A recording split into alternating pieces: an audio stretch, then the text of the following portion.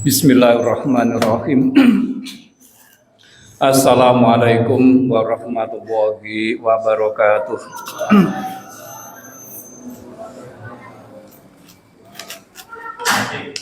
Alhamdulillahirabbil alamin wa bihi nasta'inu ala umurid dunya waddin. Wassalatu wassalamu ala sayyidil mursalin sayyidina wa maulana Muhammadin wa ala alihi washabihi ajmain. Rabbi shrah li sadri wa yassir li amri wahlul 'uqdatam min lisani yafqahu qawli. Amma ba'du. Bapak-bapak, ibu-ibu serta anak-anak jamaah Masjid Jami Asy-Syakirin yang dimuliakan oleh Allah SWT, pertama-tama mari kita panjatkan puji serta syukur kehadirat Allah Subhanahu wa taala yang senantiasa melimpahkan nikmat-nikmatnya berupa nikmat iman, nikmat Islam, nikmat sehat walafiat, nikmat kesempatan sehingga saat ini kita sama-sama hadir di Masjid Jami Asy-Syakirin dalam rangka melaksanakan kewajiban kita yaitu sholat isya berjamaah dan dilanjutkan dengan sholat sunat tarawih berjamaah.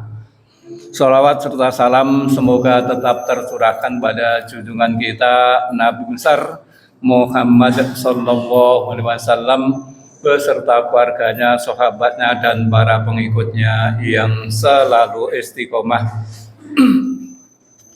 Malam ini saya memberi kultum judulnya yaitu Pengabdian Anak Soleh.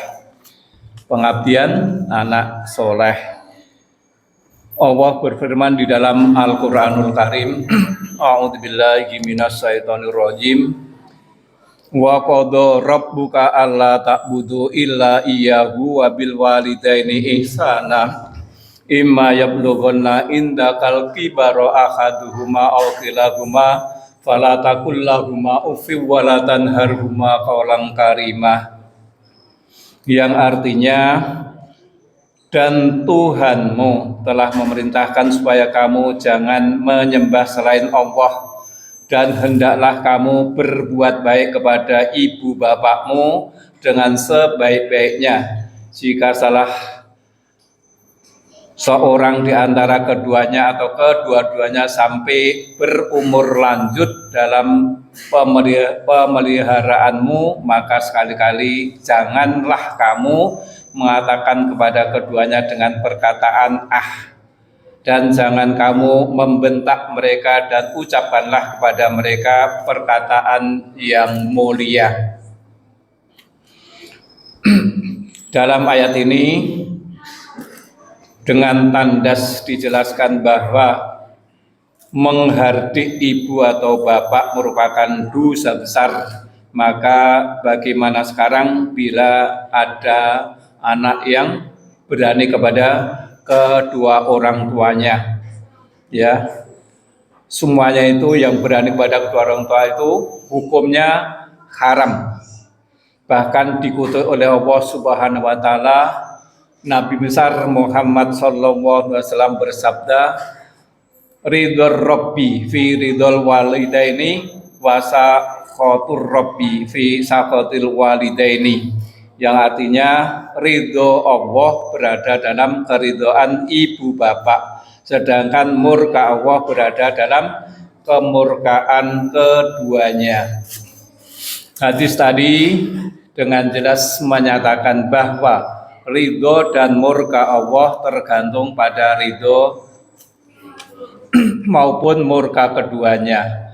Bahkan anak yang durhaka akan segera ditimpa oleh siksaan Allah, seperti siksaan Allah di dunia ini, ya, seperti susah mencari nafkah, kemiskinan yang menyengsarakan, ataupun menemui kegagalan dalam berbagai usaha. Hal ini berdasarkan kepada sabda Nabi sallallahu alaihi wasallam, kullu dzunubi yuakhiru Allahu ma sa'a ila yaumil qiyamah illa uququl walidaini fa inna Allaha yu'ajjiluhu li sahibihi fil hayati qablal mamat. segala dosa dapat diundurkan dari siksaannya oleh Allah mana saja yang Dia kehendaki sampai besok di hari kiamat, kecuali dosa durhaka kepada ibu bapak, maka sesungguhnya Allah akan menyegerakan siksa bagi orang yang melakukan durhaka kepada ibu bapak di dalam penghidupan dunia sebelum ia mati. Di dunia ini kita sudah disiksa oleh Allah, banyak siksaannya, bukan siksa mungkin. Ini di sini diterangin bahwa susah mencari nafkah, hidupnya tidak karu-karuan, ya. Terutama kepada ibu kita, sebab ibulah yang paling besar jasanya kepada kita, karena dia merupakan tempat berlindung dan bertanya, juga pemberi petunjuk, pembimbing dan sarana yang baik terhadap perkembangan watak dan bakat yang positif, serta memberi nasihat untuk menjauhkan dari sifat dan naluri yang tidak baik. Nabi sallallahu alaihi wasallam pernah bersabda, "Falzimha fa innal jannata tahta rijliha," yang artinya jagalah dia baik-baik karena surga berada di bawah kakinya, kaki telapak ibu. Bahkan demi perjuangan untuk meninggikan kalimat Allah, bila hal itu terpaksa harus dengan mengorbankan kebahagiaan kedua orang tua, tetap dilarang oleh agama. Diriwayatkan bahwa di tengah-tengah kesibukan Nabi sallallahu alaihi wasallam menerima tamu-tamu yang hendak mendaftarkan diri untuk berjihad fisabilillah. Di antara mereka ada seorang pemuda menghadap beliau.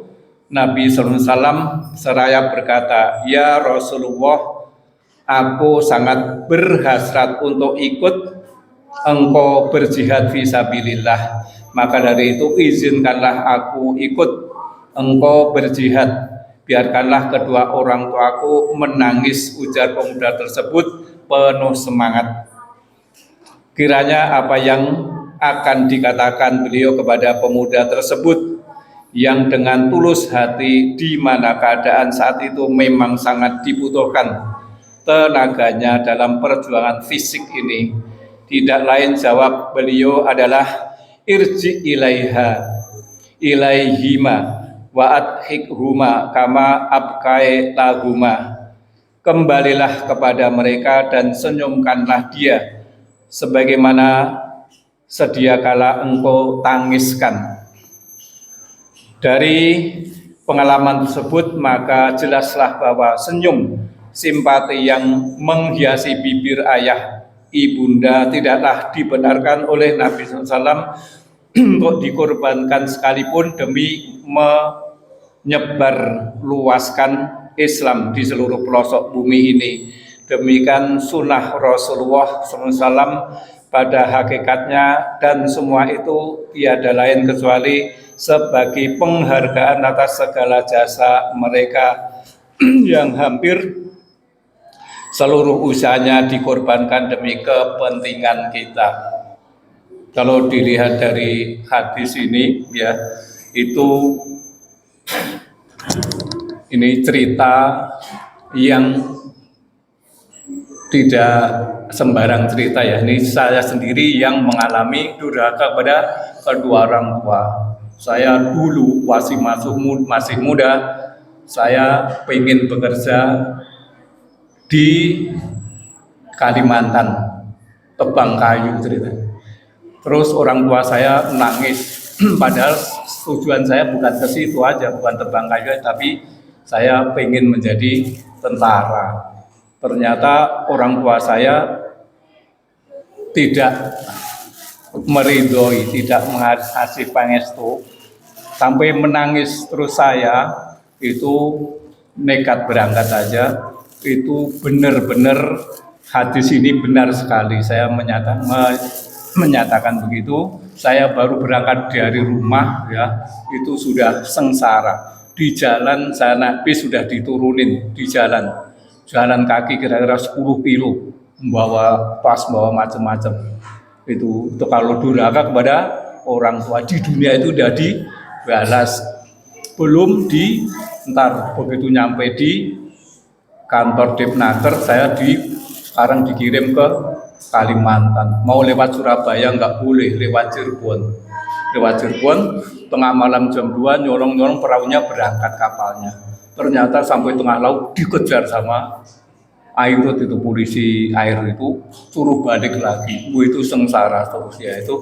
Maka dari itu inilah cerita, kalau diceritain nggak ada satu buku nggak cukup ya, jadi cuman itu aja ya. Mudah-mudahan semua kita, terutama anak-anak kita, jangan sampai durhaka kepada kedua orang tua ya. Saya pernah mengalami apa yang inilah kebenaran Al-Quran dan hadis Rasulullah SAW ya. Jangan sekali-kali kamu berani kepada orang tua, membentak orang tua ya. Harus kita berbakti sebaik-baiknya, jangan sampai kita durhaka kepada orang tua. Soalnya ridho Allah tergantung ridho kedua orang tuanya, murka Allah tergantung murka kedua orang tuanya. Maka dari itu jangan sekali-kali berani kepada kedua orang tua. Kita harus santun ya, apapun yang diperintahkan orang tua kita harus turuti ya.